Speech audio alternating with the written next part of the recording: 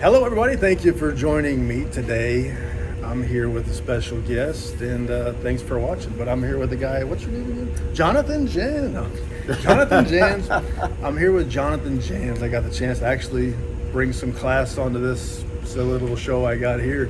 So I don't know the class he's talking about, but yeah, it's still nice to be here. the kids ran off. Well, thanks for your time, man. I appreciate you taking a break from all the business, all the fans. I walk by your table, and there's always 3 people standing in front of it. It is an amazing event. Yeah, and the traffic has been really, really good and strong, so that's great for everybody. Yeah, it's been fun. And there's a lot of authors that I go by their table and I feel kind of sad.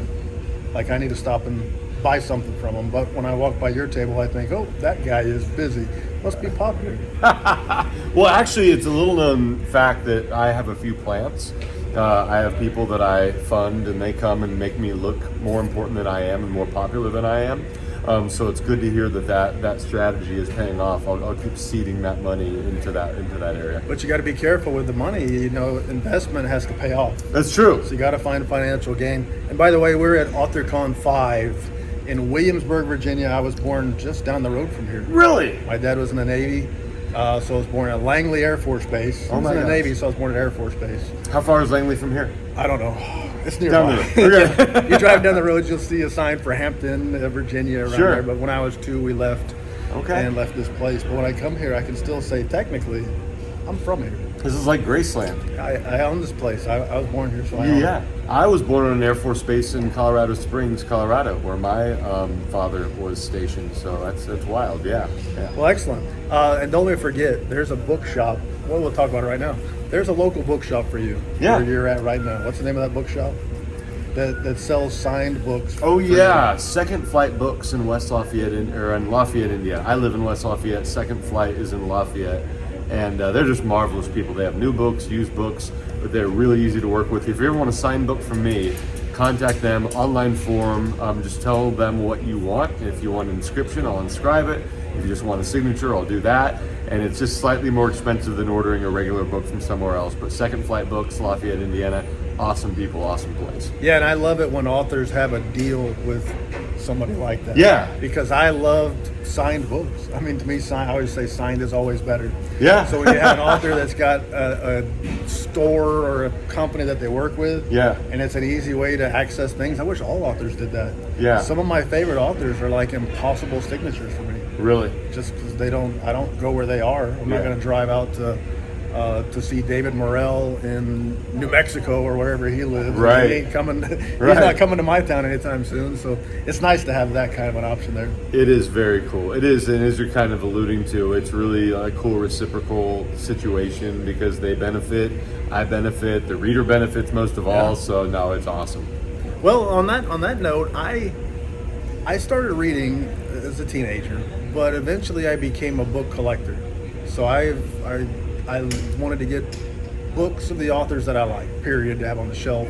Sure. And then I ventured into getting the normal first edition, first print books. And then I found one of my favorite authors is named F. Paul Wilson. Yeah. I found that he had a lot of signed and limited edition books. Yeah. And so I got into that.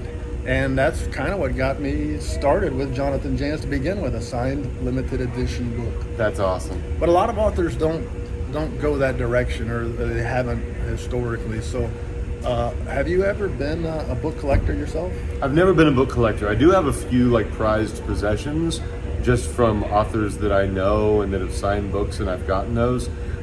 Jack Ketchum, Dallas Mayer, who's unfortunately not with us anymore, but he's one of the best to ever do this. And he's one of the best humans to ever be part of the genre too. And I have a really awesome edition of Off Season from him. Got a couple other signed books from him. And there are others, but yeah, so I'm not a collector, but the ones that I have somehow gotten a hold of, I keep and just cherish. Yeah. Yeah, so for me, collecting was kind of an instinct. And one day I woke up and said, holy cow, I collect things and I read and love books, but I don't have a book collection of any sort. Yeah. I would usually read free stuff that my mom would give me or a friend would give me or from the library. Yeah. And so I'd read it and it's gone. Okay. Goodbye. and I'm looking at the things that I collect with no books. So that's how I started down that path. But it's a very different thing. Readers and collectors are not the same thing. No, they are not. They are not. And a lot of times authors may cater to one and not as much to the other. Right. But back to Marla is how probably the first time I'd heard your name. Okay. All right. Paul Miller at Earthling Publications had his Halloween series book, Marla, coming out. Yeah. And I had, the year before was Philip Fracassi's Boys in the Valley. Yeah. And I loved it. So I said, well, let's take a chance on this one. I paid maybe $50 or $60 Yeah. for this book. I'll take a chance. He did me all right with the last one. And I loved that book, absolutely loved it. But it wasn't your typical fare. It was a little bit different than what you typically write, is that correct? I mean, it was. I think every one that I write is because I definitely don't stick in the same like subgenre. I don't like write. I look at every one. My buddy, who's also in that Halloween series, Josh Mallerman, we come. I think one of the reasons why he and I get along so well is we come from this similar place. It's like we are very like childlike. It's a magical like place that we go. And like no two books are alike that he writes, and I feel like the same way with me. So I'd say Marla is different than the other books, but just because I'm always going in a different direction. That one is more, as you know, and thank you by the way for the kind things you said about it. It's more of a kind of a police procedural, that sort of book. And I mean, it's definitely a horror novel. It's like an old school supernatural horror novel, but it's definitely got that kind of like crime feeling, that mystery feeling a little more too. Sorry, but yeah, and so I think I read this author. Do you know John Sandford? No, but I need to put that name on the list, right? Yeah, he has the series called Prey, Prey. So it's like Sudden Prey, Silken Prey, Golden Prey. He has like 35 of them now. But I discovered John Sandford, and he's now my second favorite writer next to Stephen King. And I feel like you can really see. Next to who? I know, like this little guy. I'm hoping his career amounts to something at some point. Maybe he's pretty obscure, right? Maybe one day. He'll Bad director, I heard. Maximum Overdrive. Oh, I love that movie, though. So do I. I love it. Yeah, exactly. I wouldn't say it's good, but I love it so much. I would say the same thing. Sorry. Yeah, and by the way, I've got. I wasn't even planning this, but I have my Marla socks here. And you can get Marla socks at Jonathan. No. You actually can At the store in Walmart. They sell those. I saw that. They should. But yeah, so it's different for me, but it was one that it's one of my favorites that I've written. And I think it holds together really well as a mystery as well as a horror novel, which is good. I feel like the tumblers like click into place at the right moment. So I'm really proud of it in that way.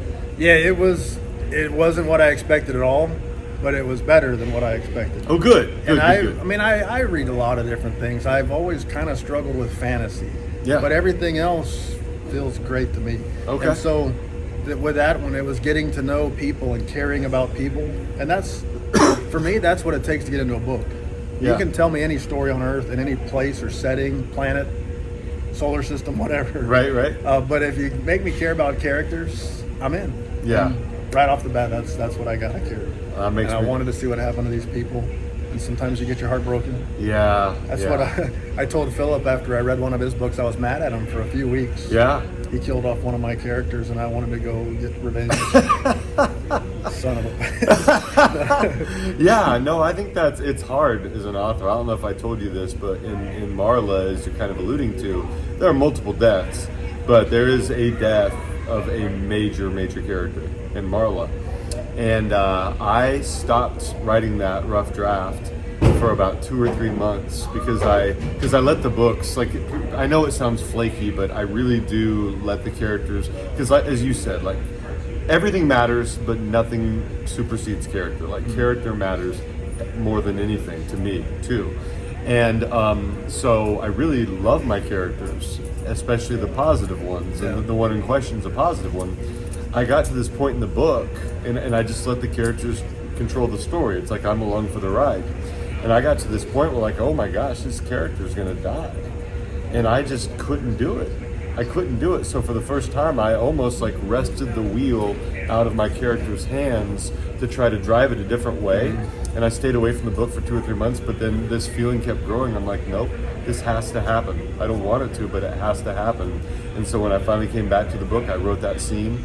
And it's still painful. I feel like I've lost a loved one because of that death. Yeah. Yeah, and now you can't go back. I know, Authors right? try to do that. They go back, but it doesn't work. No, this person is not coming back to life, which really sucks. Yeah, and that book was a limited edition, maybe 500 copies. I can't remember. That was exactly right. A beautiful book from Earthling Publications, which is a publisher that I love. Yes. Paul Miller's a great fellow. Yes. Been good to me and been good to a lot of authors. So, Yes. So good for that. But there's probably a chance one day I might be able to go to a bookstore and buy me another copy. You think? Perhaps one day? Definitely. That's one of the problems with limited edition. Right. A person, 500 people get a chance to read that book, perhaps. Yeah. And everybody else says, "What are you talking about?" Right, exactly. And it'd be neat to be able to go to a bookstore one day and see a Marla sitting on the shelf. Yeah, and I think that's coming. Two things about what you just said I want to make sure I mention. One is Paul Miller, the guy behind Earthling Publications. He is, there are a lot of, every business, there are people of all kinds in every profession, right? Same thing with publishing. It's not like most publishers are sharks or bad people or anything like that. There are so many great people in publishing. But Paul Miller is one of the very best, one of the very coolest, kindest, most honest, most nurturing to the books, to the authors, cares about his readers. He pays early, which is unheard of in any profession, right? Who can you say that about? So Paul is an absolute prince of a human being. So you should support Earthling Publications. If you haven't checked out their work, please buy their books because you're supporting like the golden standard for how to be as just as a publisher, but as a person. The other thing I would say is that Marla is what's been wild is it had this initial burst out of the gate. It sold out before, a month before it came out, that 500 book run. And then it got a starred review in Publishers Weekly. It got amazing blurbs. And then just kind of that was it for the time being. But since then, it's been a couple years now, this sounds like an exaggeration, it's not. I get among my different platforms with TikTok, Instagram, Facebook, email, Twitter, messages, I get 5 a week about Marla. People asking about it, when is this going to be available? And so it's the book has almost become the character Marla. She's almost like an urban legend. The book has become like an urban legend. That people is this real? Does this actually exist? Whenever the other day, because my wife was like, how much is that going for now? Because it was up into the 4 figures last I checked. So I looked online. I went to Marla, Jonathan Janz, shopping, nowhere. There's just not even a copy for sale on eBay anywhere. It's just not for sale anywhere. So it's definitely, my agent is moving with different publishers. We're close with about 3 right now who are interested. So I feel like very soon that's going to happen. And when I do, I think it'll be a multi-book deal with Marla as the first book. Yeah, that's really cool. Yeah. And I'll have to buy me a copy. I've already got the limited, but I got to have them all, And a signed copy. That's right. I have to be signed. Signed is always better. Heck yes. I'm a guy that there's a few books out there that I've got 8 or more of the same title. Oh, wow. It's like a psychopath. I don't even tell my amazing. wife this stuff because she says, you're an idiot. But I say, I'm not the only one. There's other people like that. Yeah, there are. That's and I don't amazing. tell her what some of these books cost, by the way, either. She doesn't need to know that. It's no big deal. It's just a book. They're cheap. No big deal. Exactly. It's a pittance, yeah. Well, that's really exciting news, man.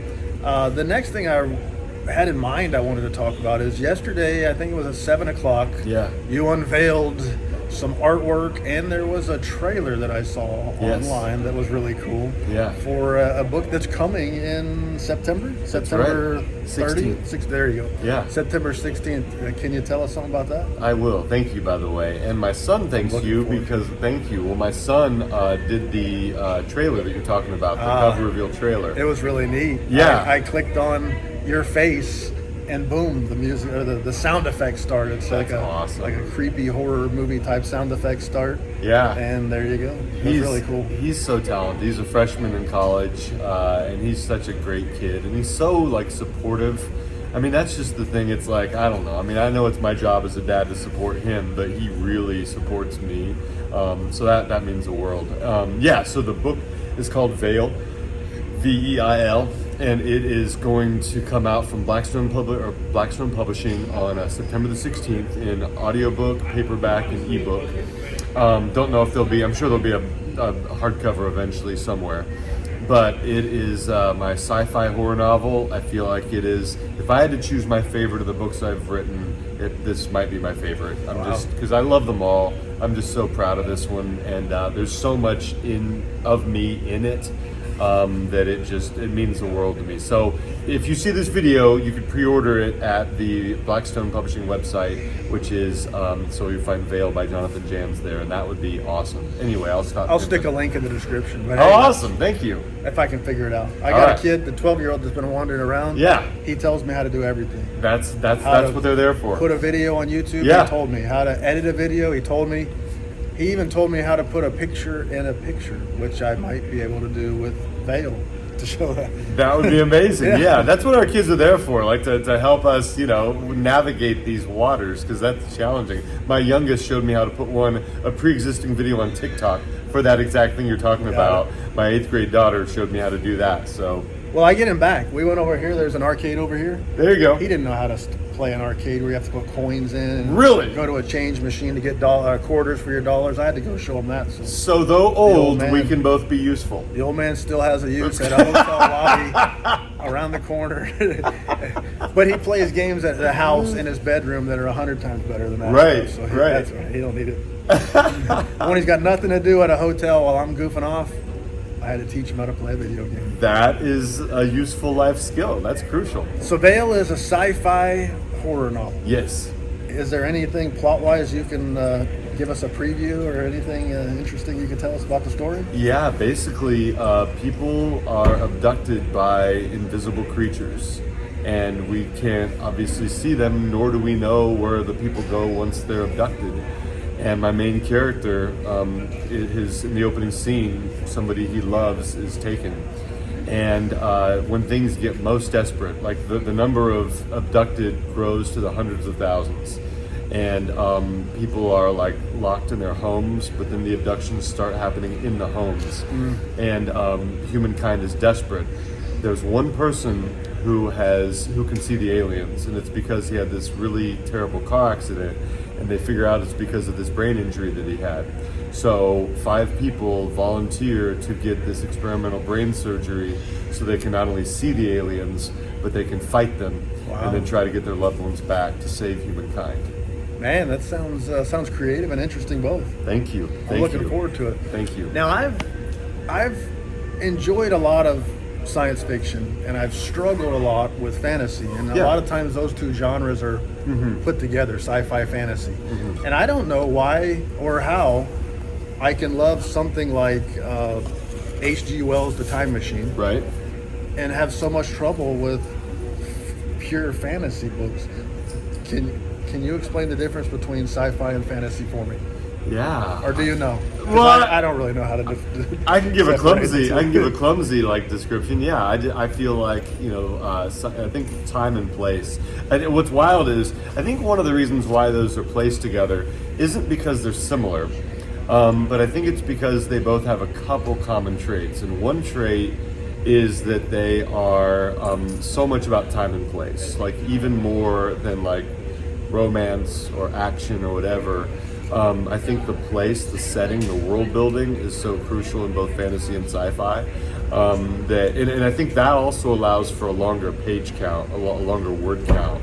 Generally, sci-fi and fantasy, like horror, if a book starts to push past 90,000, a lot of publishers will get really, like 90,000 words, they'll get kind of antsy because they feel like that's a little too long for horror these days.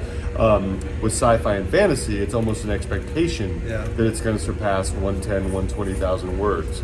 So in that way, it's really like acceptable or even encouraged for it to be a longer. And I think a big part of that not bloated, but larger word count is because of the descriptions of those lands wherever they are. So I think to me the biggest difference is probably sci-fi is a little more futuristic and fantasy feels a little more older. Obviously that's not true of every case, but I think that's often how they're, and I think the other reason they group them together is because they often attract, because you talk to, like, you're kind of aware of this as you're talking, I think a lot of the fans, there's a lot of overlap, right? And you're kind of saying that you're not one of those overlap fans yet. I struggle. I tried. Yeah. I've tried to read some very popular fantasy novels and really had trouble with it. Yeah. But a lot of science stuff that's straight science fiction, it's like a breeze for me. I don't. Yeah, and these words, okay, so these words are from when I was a kid, but words like geeky, nerdy, whatever, I think as you get older, you realize that those are actually compliments. And I think that I think the geeky, nerdy kind of people are drawn to fantasy and sci-fi because both of them require so much imagination to really, really invest in fully. And so my suspicion is that you just haven't found the right fantasy book yet, because I've found some that are supposedly classics that have left me cold. There's one called Lord Fowl's Bane, the Gormenghast trilogy. I think by Peake is the author, and I'm like, I don't know, this isn't for me. But then I'll read other fantasy, I'm like, oh dang, this is amazing. So I suspect once you find the right one, you might change. We'll see. So can you give me a fantasy title that you would recommend to just anybody? Yeah, I read one relatively recently that just knocked my socks off, and it's going to kill me that I can't think of it. Shoot. I mean, obviously I had to put you on the spot. You did, and I just finished it. What was it? I honestly, I sound like somebody who's never read a book. I did the exact same thing yesterday. I was talking to somebody about a novel by a well-known author in the room in there. Yeah. And the one that's got the name of it. Right. I just read it like a month ago, and I couldn't remember the name of it. Tim is going to add it to the He'll message to the me the description. title, and yes, boom, and right it's going to be there. added to the It's right description there. because it was in the last 2 or 3 months. Because I've read a real variety over the last 2 or 3 months. There's another author. This isn't fantasy. Have you read S.A. Barnes' Dead Silence? No, I have not. Okay, so we're in the sci-fi horror realm with Veil. Put that on your list.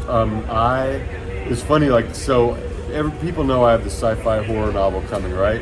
And then somebody knows S.A. Barnes, and I've been aware of S.A. Barnes' books for a couple years now. Like Dead Silence was a huge runaway hit a couple years ago, I think from Tor Nightfire. And somebody said, well, you and S.A. Barnes should do an event, or you should cross promote, or S.A. Barnes should help you with Veil. And my thought is, I've never read S.A. Barnes. I don't want to just say, hey, you've done really well, so I want to use you, right? Because that feels really disingenuous. So I'm I've got to read that book, and I've started. I'm 20% in. It is freaking awesome. It is so good. So read Dead Silence, S.A. Barnes. I haven't even emailed her yet because I want to read the book before I email her, because I want to be genuine, Right. Yeah. I just don't want to leech off of, right? Because I want to promote her writing too, because it's awesome. So we've gotten to some of your favorite authors and what you're doing now. Well, we touched on a movie, Maximum Overdrive. Yeah. Which is a movie that I've loved from day one, probably because I was an AC/DC fan. Yeah. And that got me in. But I watched that movie, and I can watch it today and love every second of it, all the problems. And so for years, somebody would say, what's your favorite movie that you feel embarrassed to mention? Yeah. And I would say that, and everybody would say, oh, I like that movie too. So I had to come up with a new one. Right. So then I switched to Popeye with Robin Williams. I haven't seen that since I was a Because kid. most people say that movie sucks. But I loved it, and I still love it, and I love the music. I love everything about that movie. Okay. Are there any movies that you're almost embarrassed to tell somebody that you're a fan of? Okay, I have one, but I just remembered the fantasy thing, and I'll say that really fast. Right. That was, and this is not original, but Song of Ice and Fire, George R.R. Martin. because Okay. I already love George R.R. Martin. He wrote this vampire novel called Fever Dream, which is one of the best vampire novels of all time. So I started to watch Game of Thrones, and then I bought Song of Ice and Fire. And I'm not done with it yet, but it's just amazing. It's so good. I don't know if you've tried that one. Maybe you I tried haven't, it. and I'll put that on the list. I think you'll love it. Everybody knows the guy. He's Yeah. a popular author, but I've never read any of He his stuff deserves either. to be, yeah. Because sometimes you read a book and you're like, I don't get it. I feel like people are like blowing this out of proportion. It's one of those where you're like, oh dang, this guy's got the goods. This is awesome. So a movie that is maybe a little more obscure or maybe a little less liked that I love. There's one in college that I really liked called Johnny Suede. Have you heard of that one? No, I need to put Johnny Suede on the list too, man. Brad Pitt. Right. It's an early Brad Pitt movie, and it's just like funny in like a really indefinable way. It's just kind of like this slightly whimsical, funny, strange comedy. And I don't know, he's got this really ridiculous, almost like this Ace Ventura haircut in it. And it's just one of those movies, it's like we all have these, our humor, our senses of humor are hard to define. We have all these little like unknown nooks in there that something all of a sudden will trigger that part of our sense of humor. And we can't really explain why. That's Johnny Suede. I saw that back in college. I was bored and I was watching it. I was just laughing my tail off. Yeah. And I haven't seen it for years, but I think that's probably what, and it's definitely not a hit. And it's definitely not even a cult classic. It is a very little known movie. You don't think he goes around saying, hey, I'm Brad Pitt, here's my movie? I would be really surprised. He probably wants to forget it because of the hair. Yeah. All right. Well, I had one more question for you, and then we'll get back to slinging books and Sure, stuff like sure, that for you. If I wanted to say Jonathan Janz is a great author, and you ever heard of him, and somebody says no, and I say or I want to recommend a book to that person. Yeah. Read this one. Yeah. What would you recommend that any old person try one of your books, hoping they would become a fan? Yeah, that's great. Well, other than Veil, which is coming in September, which you should pre-order, other than Marla, which is not available anywhere right now, a couple that I really love, that I feel like they're very personal to me, and one is called The Nightmare Girl. And that one I'm very fond of just because of like the emotion of the story. And it's like a suspense thriller with supernatural elements in it. It's very inspired by Joe R. Lansdale, who's another one of my favorite writers. Fan of Lansdale, oh, yeah. Lansdale's freaking amazing. Like I teach him in my classes. Oh, wow. One of the best writers ever. Yeah, definitely a top 3 or 4 writer for me. So Nightmare Girls kind of has his flavor. It's the most Lansdalean book I've written, so really proud of that. And then another one is Children of the Dark. That one, I have Children of the Dark 1 and 2. It's a series, and eventually it'll be a quadrilogy, I think. But that one is a coming-of-age novel along the vein of It or Stand By Me. And it's heavily influenced by both of those books. And I wear those influences on my sleeve. But it's just one that I think, you talk about characters. The characters in that book I feel are very dimensional, and I feel like you really care about the characters. And I think, again, whatever the genre, if I'm invested in character, I'm going to be with you all the way through the story, because that's what matters to me. And you mentioned Lansdale. What was your go-to Lansdale book? Yeah, so the first Lansdale books I read were called The Night Runners and Act of Love. And that, I think, was maybe his first novel. I think you're right. And I haven't read it. I read The Night Runners, but I didn't read Act of Love. And I don't even know if he likes Act of Love that much, but I loved it because it was like, to me, I read it right around the time I read like Red Dragon, and it has a similar like vibe to it by Thomas Harris. I'd say Lansdale. My favorites are probably the Hap and Leonard books. Yeah. Oh my gosh, one of my favorite series. Probably right after The Dark Tower, it would be Hap and Leonard for me. It is a fun series that takes almost nothing seriously, but you still are invested in the story. I want my characters that I love to see it through, and I have a lot of fun doing it. Hell yes, yeah, Lansdale. And there's so much of him in those books. He's just funny. They're just funny. And humor is a great hook. So I love those. There's one called The Bottoms. Yep, that's my favorite. And so I say The Bottoms is my favorite. It's probably his bestseller too. Yeah. So it's almost like I'm not cool because I like his bestseller. Is it his bestseller? Yeah, I know it won every award imaginable. I think it's been his bestseller over the years. But it's also, it's Lansdale, but it's not Lansdale. It's Right. it's more of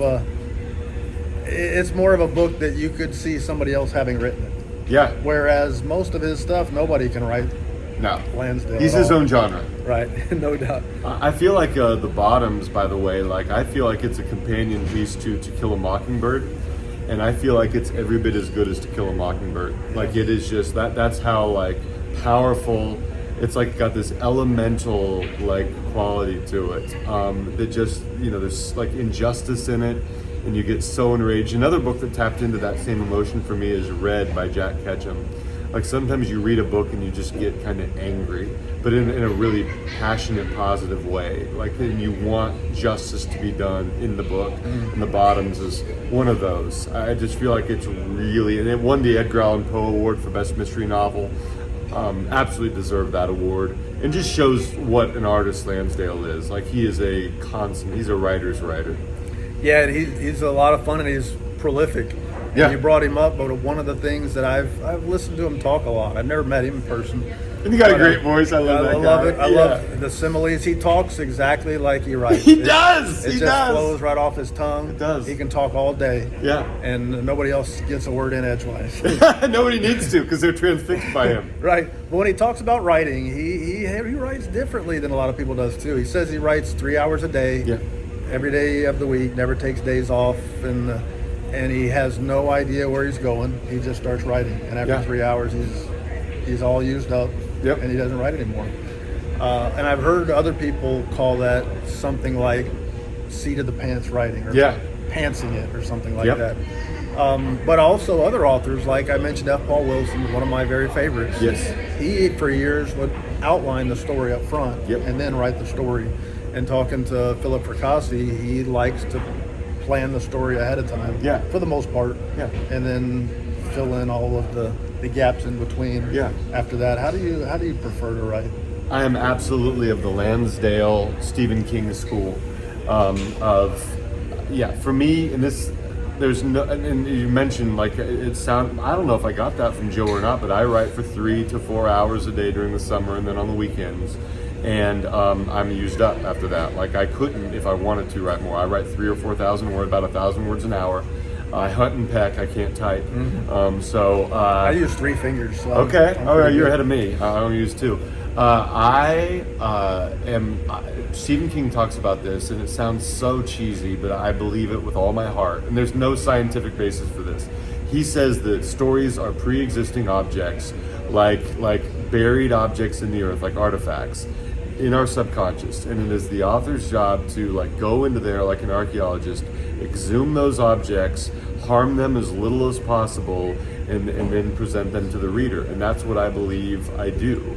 And that's like we talked about Marla, where I wanted to force the issue and make it something it wasn't. I couldn't do it because it would interfere with the integrity of the story, and it would disimprove the story. It would harm the story irreparably.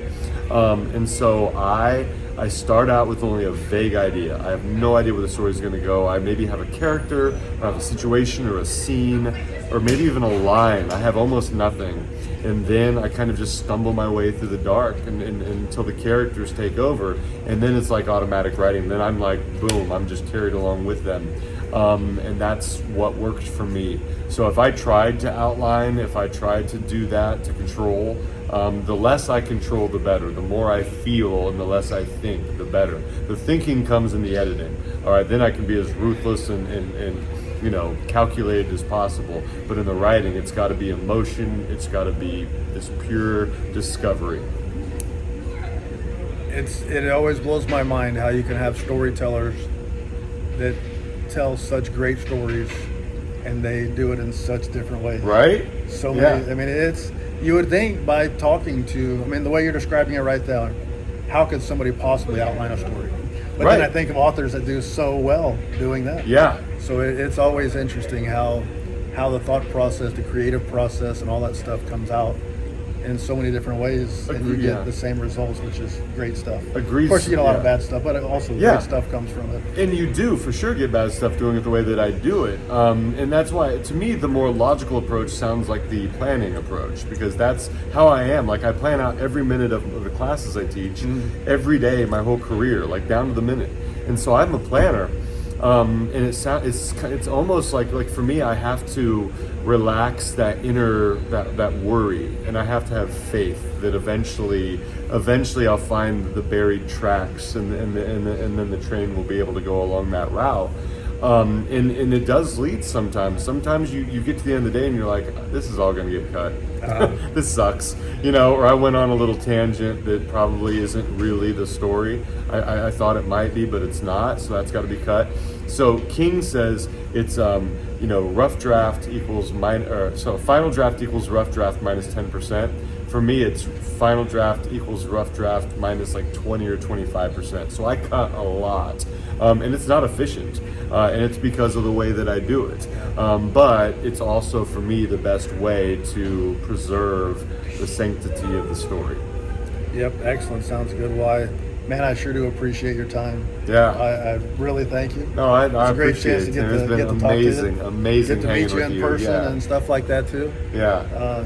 Great work, and I hope you sling another million books out here today. Absolutely, and thank you. Tim was, I think, the first official reviewer for Marla, and that because you always, as an author, no matter how much you believe in a story, you don't know how it's going to be received, and you created a very positive review of Marla, and I cannot tell you the weight that lifted from my shoulder. It's like, okay, even if everybody else hated it, this guy got it. He understood what I was trying to do, and that is enough, for me. And that meant the world to me. So thank you. Well, that's good to know. You Yeah. go through life, you get beat up a lot. Everybody gets beat up a lot. Yeah. It's nice to know that something was good, Yeah, positive, or well, something like that. It was important to me, and always will remain important. And here's a secret: I tend to be positive on my videos. I try hard. Yeah, The stuff I don't like, I usually don't talk about. I'm the same way. So if I'll read a book, and I do some book reviews on the channel. Yeah. I'm not very good at it, but I try to You're review great as at many it. books as I can. Yeah. But if I don't like a book, I'll close that book up and put it on the shelf, Yeah. and I don't talk about it. Because Yeah. somebody else worked out really hard for that book, and there's probably a lot of people that loved it. Yeah. And there's enough people bad-mouthing stuff that I don't need to do it. So Yeah. that's kind of the approach. Every now and then I feel like I'm getting too negative, and I say, stop that. Stop doing it anymore. Cut that one. I've actually recorded a video, and I thought, man, I was a real jerk on that one. And Is that right? I just deleted it because I don't want to be like that. There's enough great people out there that are really good at that, and Yeah. I try to be more positive anyway. But anyway, thanks for the good stuff, and thanks for your time. I sure appreciate it, man. Yeah, anytime. Let's do it again, man. Later? No, I'm joking.